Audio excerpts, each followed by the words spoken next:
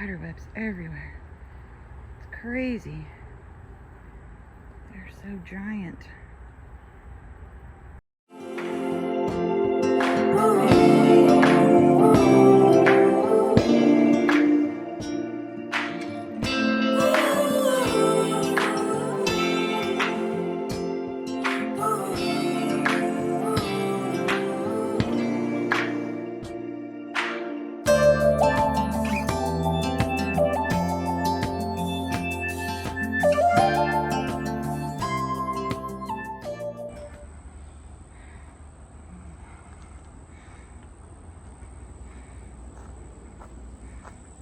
How big that thing is.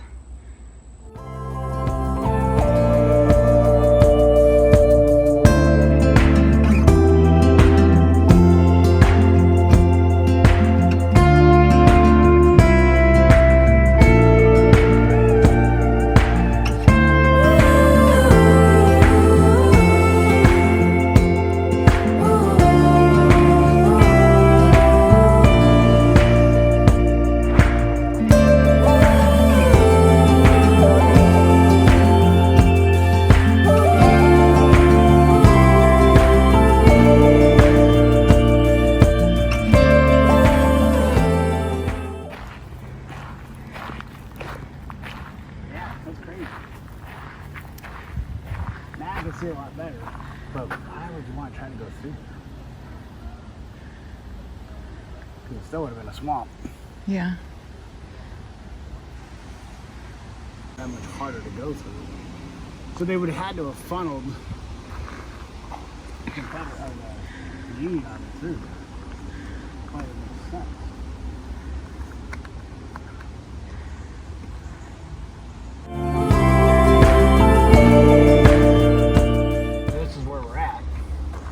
This is all marsh, and there's a stream that goes through there, and then you got Bow and Branch, which is that area, which is bigger, but still,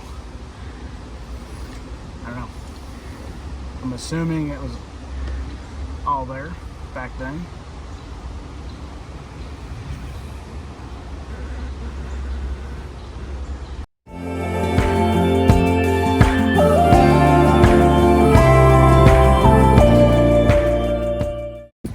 So this depicts your fields of fire. So this, like, we call it interlocking fields of fire. So you got everything's covered this way. So that's what that depicts. However, dead space. So dead space, that's all your the little valleys. So you can't cover it with, Like things you can't see? Dead space, or is it things? Okay. yeah, because you can't shoot anything. That's where somebody can be able to go Okay. hide, because you didn't have like weapons we have today where you can lob things in there. Cannons are going to shoot so far. So yeah, they're locking fields of fire. Did that answer your question from over there? Well, how the redans are set up, yes, but the fields of fire, this doesn't make any sense here. Because depending on how this looked back then, you would be shooting into this redan. This one would be potentially shooting into redan 3. So unless you could actually see everything, it'd be hard to.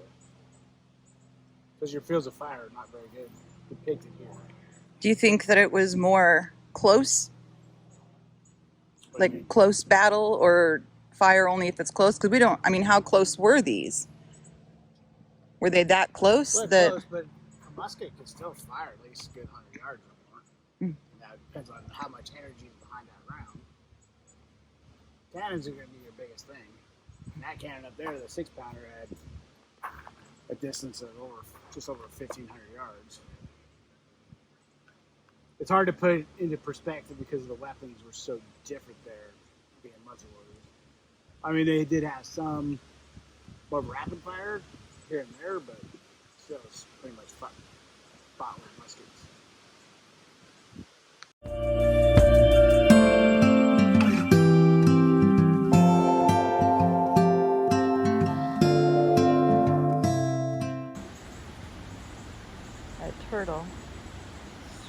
out in between the straight tree and the crooked tree in the center.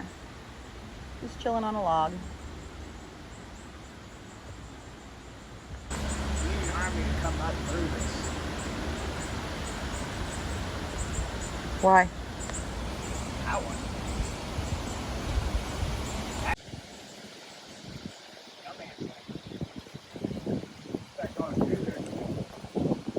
Got a storm of brewing. Probably should head back. But this is how far we are. Based on their layout, so they couldn't cover it with weapons, so that'd be a break. Oh, got some lightning in there. Yep, it's starting to sprinkle.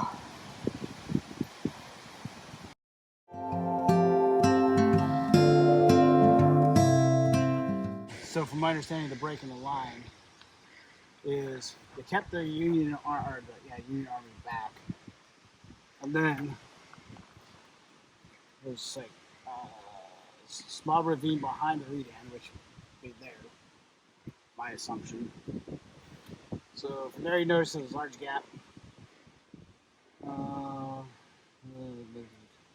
So what he did is he pulled them back from here around that way to cover it. Okay, so if There's a break. so down in that ravine then? Yeah, there's a break in the line, is that's where the forces can come through. So they had to come back around and put in a blocking force. So basically, that's what that's telling me.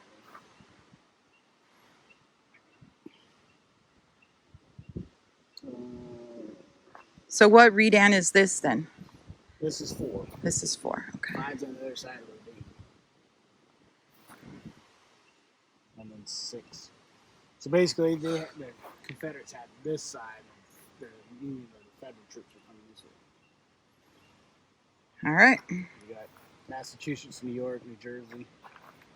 Crazy.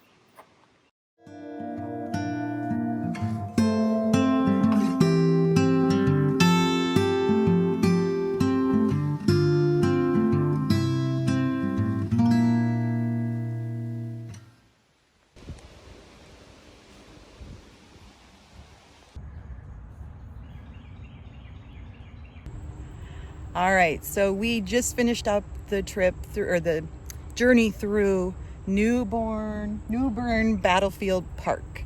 It was a Civil War? Yes. Yes, Civil War battlefield. And it was interesting. We're going to have to do some more research so that we can understand a little bit more about what we saw. For me, the hardest part was being able to imagine actually how the grounds looked at that time. They had the depiction of where their gun emplacements were and all that. My little bit of background as far as defense goes, I understood some of it, but it's definitely one place or one battle that I would want to actually do more research on and see if I can find some more information to make that picture clearer. So that's probably the biggest thing for me. Biggest takeaway for me, lots of spiders. Did not like the spiders. You only had one spider web get you the whole time, huh? Yeah. That's pretty good, considering the amount of spiders were in there. So, yeah, spiders and that I could have done without. And it started to rain a little bit, which wasn't so bad. The thunder and lightning, we kind of had to scoot because we don't want to be stuck around big old trees. But if you listen, there's some right there. So one thing it does have is you can take a audio tour. You just download the app. It is free. But we did a couple of the panels when we first started. It pretty much just reads the panels to you. So it would actually be good to use, but it's going to take a couple hours to actually go through this battlefield. Would I recommend it? Yeah, especially if you're a military history buff, kind of like I am, especially when it comes to the Civil War. So I'd actually come back and after doing some more research, just so that picture's a little bit clearer.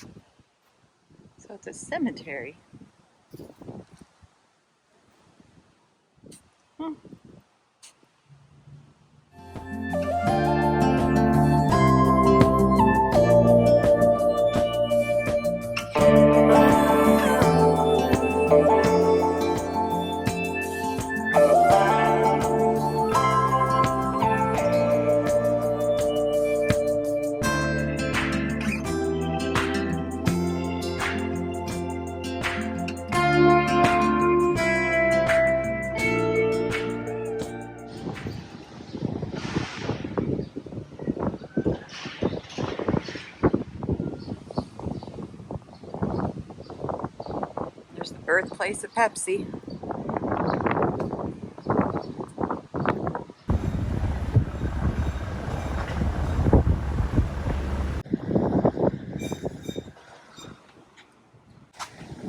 The birthplace of Pepsi. It says they're open. It's supposed to be open until 6.